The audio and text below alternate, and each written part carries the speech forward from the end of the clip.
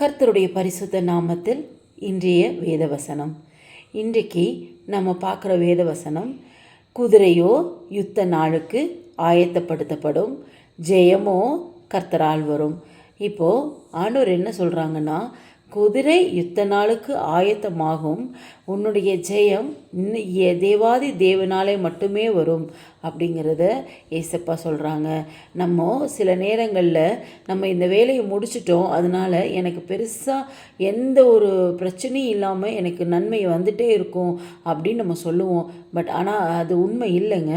என்ன நடந்தாலும் சரி, நம்ம எவ்வளோ ஹார்ட் ஒர்க் பண்ணி எல்லாமே பண்ணாலும் நமக்கு ஜெயத்தை தருகிறவர் நம்முடைய தேவன், நம்முடைய ஏசப்பா நமக்கான ஜெயத்தை தருவார். ஸோ நம்ம எந்த நடந்தாலும், தேவனே எனக்கு ஜெயத்தை தர வல்லவராக இருக்கிறீர், நீங்கள் எனக்கு ஜெயத்தை தாங்க அப்படிங்கிறத ஒவ்வொரு நிமிஷமும் நம்ம அறிக்கை செய்து கொண்டே இருக்கணும்.